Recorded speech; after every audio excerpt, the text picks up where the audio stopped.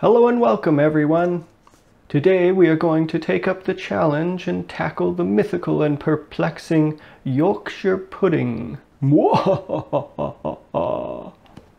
Wait a second, there's only 4 ingredients. Well, I guess that intro was a bit overly dramatic. Silliness aside, I want to give a shout out to Megan for the awesome video suggestion. You asked for Yorkshire puddings, so hopefully this recipe doesn't disappoint.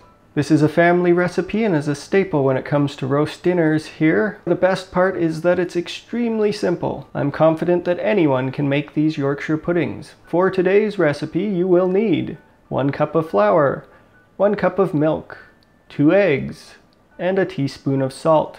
You will also want a muffin or cupcake tin, depending on if you want big Yorkies or small Yorkies.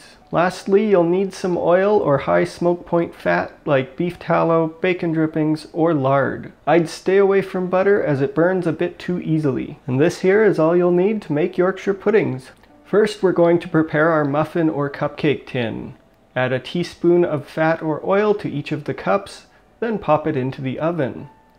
Next, preheat the oven to 350 degrees Fahrenheit. We want the tins and fat to get nice and hot, so make sure that they're in the oven as it heats. Next, we'll prepare the batter. Add the salt to the flour and mix them together. Add the eggs to the milk. Mix them together. Then combine the two and whisk them heavily for about 2 minutes. If you don't feel like working out your arms, you can use a blender or food processor instead of a whisk. By the end of the 2 minutes, there should be little bubbles rising to the top of the mixture.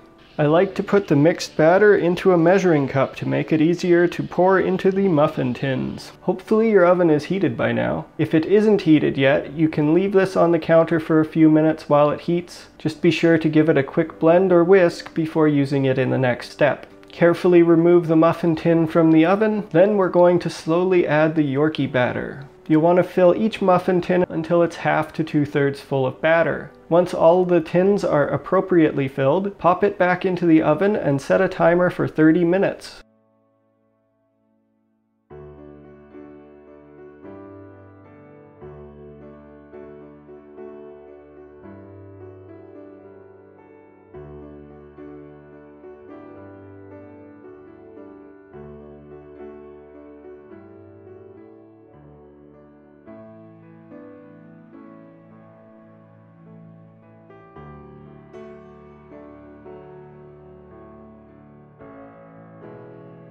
Once the 30 minutes have elapsed, turn off the oven and let them sit in the oven for 5 more minutes.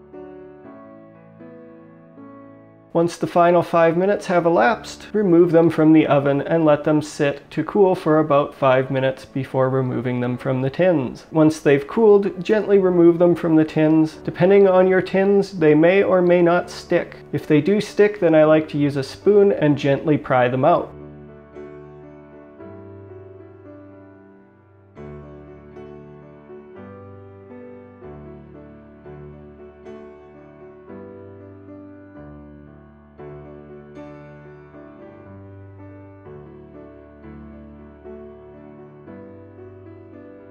And here you have it! Flour, milk, eggs, salt, a bit of fat, and some thyme.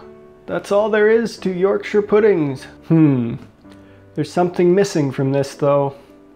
What could it be? I know!